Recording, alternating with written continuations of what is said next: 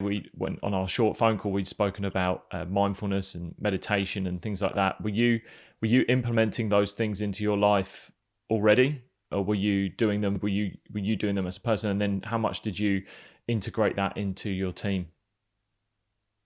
Yeah, I was. We've been meditating for many, many years, and my wife Tammy did a thesis on meditation, so she's educated in relation to that as well. So I think being a naturally calm person sort of helped. You know, my personality as a player, I was very competitive, but I was also I was able to stay pretty calm.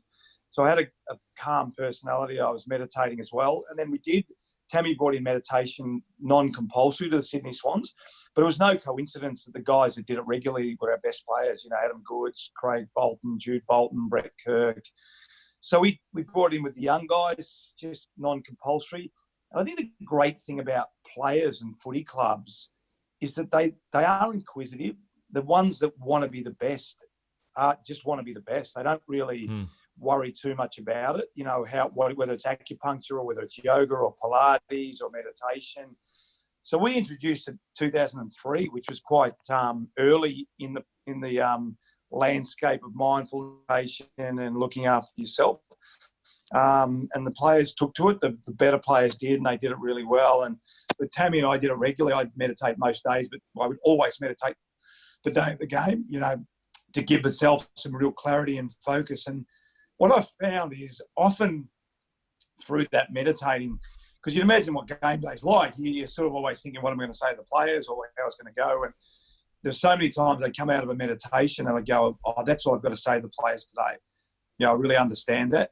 When we went to Melbourne, it became compulsory. We did meditation before each of our main training session. And I think in year 2 or 3, we did visualization before every game. We did it about 2 hours before the game. And I would talk to the players at Melbourne about what our expectations were. And then Tammy would come straight in after me and we'd visualize what that would look like. So it became a lot more mainstream. And even now, Dusty Martin talks about it at Richmond. Heath Shaw talked about it 2 weeks ago in an interview. So AFL clubs are incredibly progressive about, you know, looking after their players and trying to find the edge and they are generally a high performing model. I think you're right about that. The players that tend to be the best, they're definitely inquisitive in getting better. They're drawing out those 1%ers. I've always said, like, these tools of whether it's mindfulness, meditation, yoga, improving your physicality, your mental game as well. There's nothing really you can lose from it, from trying and getting better. It's just, and then it goes back to kind of like how much you want to get better, how much you want it, how much you're willing to kind of sacrifice, do things differently and things like that. And yeah, it's amazing